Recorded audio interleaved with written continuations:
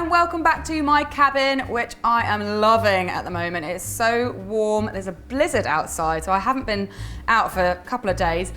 And I hope all my baking has given you lots of ideas for things to make over Christmas, but there's a couple more recipes up my sleeve, so stick with me.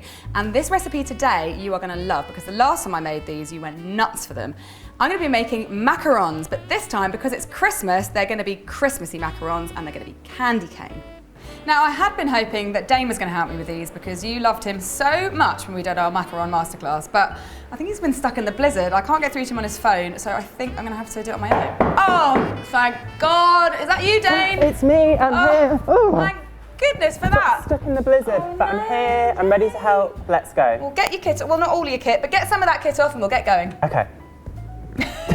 Right, we're ready to make macarons, right? Yes, ready. Excellent. So we've already whizzed up our ground almonds and our icing sugar. There's 205 grams of icing sugar and 190 grams of ground almonds. Why do we do that? Because you might get some bits of almond skin, so we just need to make it as fine as possible. Super fine. So we did that already. And as you will have known if you watched our masterclass, then we need to make a paste first. If I put the egg whites, which is 72 grams of egg whites, it's in there. And if you could do the honors with the paste. So because these are going to be candy cane flavored, we're also going to make them candy cane colored. So obviously red and white, which means we need to split this paste into two and colour them separately.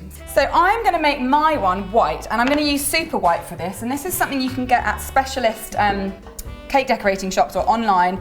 It's basically titanium dioxide, which sounds really appetizing, but it makes things super white, which is why it's called Superwhite.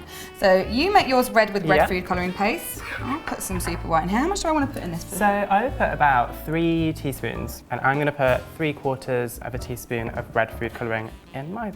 All right, we are thoroughly mixed. So I'm just going to cover these with cling film because we don't need them just yet, and I don't want it to dry out. Dane, what's happening next? So next I'm going to get the sugar syrup started. So I've got a saucepan on the hob, and I've got 190 grams of caster sugar, just going straight into the pan, and 60 millilitres of water. And I'm just going to give that a swirl, just to get all of the water around the edge. And we'll just pop it onto a medium heat. So while we're waiting for that to get going, I'm going to clean my mixing bowl and my balloon whisk with some vinegar, because it's really important when you make any kind of meringue that you have nice, clean, grease-free equipment. And because what we're making now is an Italian meringue, I need to be clean. So we're waiting for the sugar syrup to reach 110 degrees C.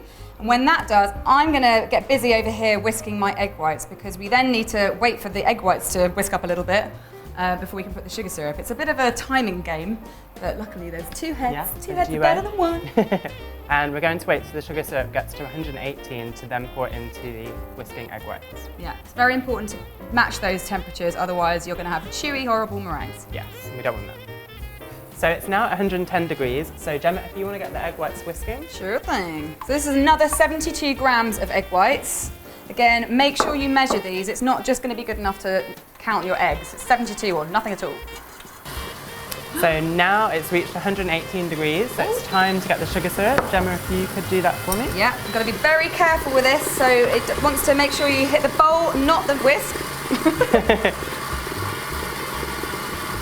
So once the sugar syrup is all into the egg whites, we're going to whisk it for about 5 minutes, just until it's cooled down to room temperature and it's not too hot.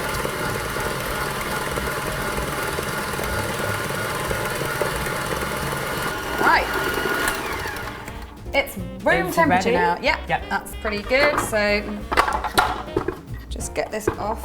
Ooh. Now I'm going to put a small amount of this meringue into each bowl, because we want to loosen this paste up. That much? Yeah, perfect.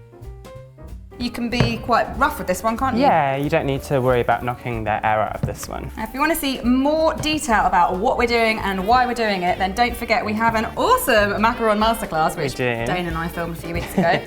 So you can go and check that out. It goes into macarons in a lot more detail.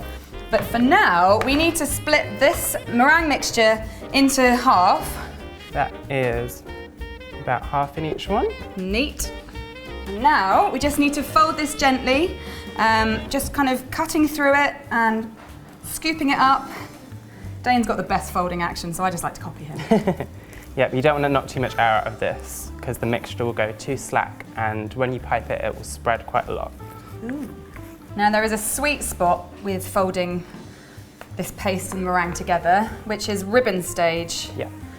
So I've stopped with mine because mine is at ribbon stage already. So when you lift the mixture up, it will nicely just ribbon, and it will kind of look like velvet falling down. Velvet falling down, how lovely. So silky, and it will kind of fold back into the mixture, but when you leave it for a few seconds, you'll still be able to see a few of those lines, and that's when you know it's ready. So mine is ready too. Cool. So now we need to get this into some piping bags, but we want to keep the swirl quite crisp and clean, so we've got a neat trick for that. Yep. So we've got 2 piping bags for each colour, and we're going to pop the white into one and the red into another.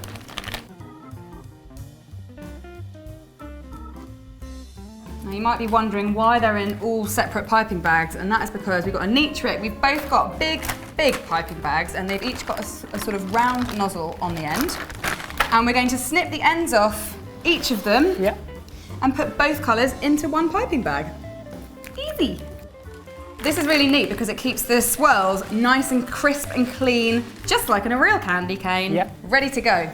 So we are not going to be using templates, but if you are not confident with making perfect macarons the same size all the way along, then by all means use templates. We're just going to kind of wing it because I kind of want to see how I do compared to Dane. Yeah. All right, well, you clearly won. I did. Yours are bigger than mine. But that's okay, because that's the great thing. You can make them any size that you like. Okay, fine. Mine are going to be mini ones. So we need to give these a little bang just to get them to flatten out a little bit and to bring any air bubbles to the surface. So here it goes. Oh yeah. Cool.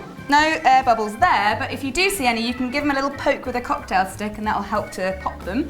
And now we can't bake them yet. We need to leave these to create a little film on top. And that will just help create a foot in the oven when they bake. And we're just going to leave them for about 30 to 40 minutes. And once they've been left and they've got the skin, then we're going to bake them at 165 for 12 minutes. And the way that you test them is just by pushing them a little bit, and if they still move, just add another 30 seconds or a minute on. So our macarons came out of the oven and they've cooled down, and now it's filling time. And we're going to use chocolate ganache, but we've actually put a little bit of peppermint extract in our ganache to make it candy caney. Yep. Candy caney. Candy caney. I've made ganache a lot of times. There'll be a link to that on the screen now. So we've got our ganache in a piping bag, and let's fill. Yep.